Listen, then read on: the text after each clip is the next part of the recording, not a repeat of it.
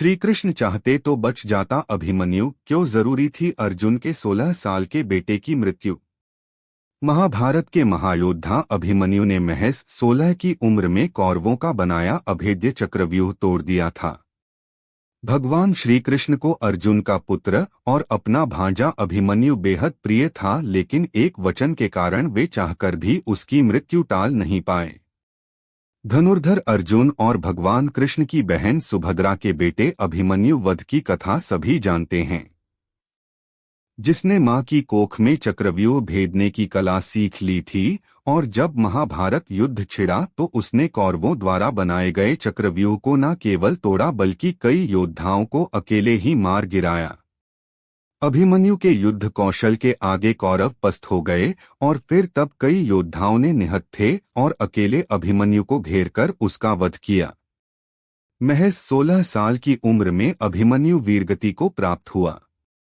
जिस युद्धभूमि में भगवान कृष्ण स्वयं मौजूद थे, वहां ऐसा अधर्म हुआ और वे अपने प्रिय भांजे को नहीं बचा पाए। इसके पीछे एक रहस्य है।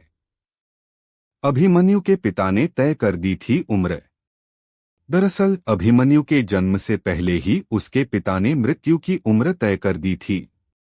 अभिमन्यु के ये पिता पांडव अर्जुन नहीं बल्कि चंद्रदेव थे। चंद्रदेव के पुत्र प्रेम के कारण ही अभिमन्यु अल्पायु लेकर पैदा हुए थे।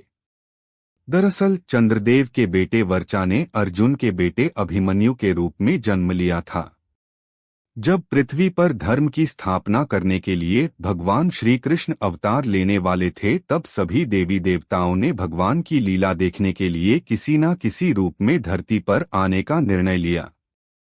कई देवी देवता स्वयं मनुष्य बनकर धरती पर जन्मे तो कुछ ने अपने अंश या अपने पुत्रों को धरती पर भेजा, जैसा सूर्य के बेटे कर्ण, इंद्र के बेटे अर्जुन आदि। लेकिन चंद्रदेव पीछे हट रहे थे। उनसे कहा गया कि अपने पुत्र वर्चा को पृथ्वी पर अवतरित होने की आज्ञा दें। लेकिन चंद्रदेव अपने सुंदर पुत्र वर्चा से बहुत प्रेम करते थे और उसका वियोग नहीं सह सकते। जब देवताओं ने बहुत अनुरोध किया तो पर चंद्रदेव ने कहा वह अपने पुत्र को महज 16 साल के लिए धरती पर भेज सकते हैं, इसके बाद वह मेरे पास लौट आएगा। चंद्रदेव का यही पुत्र अभिमन्यु था।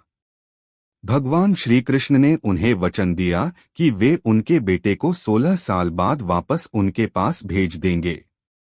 इसी के चलते अभिमन्यु कम उम्र में वीरगति को प्राप्त हुए।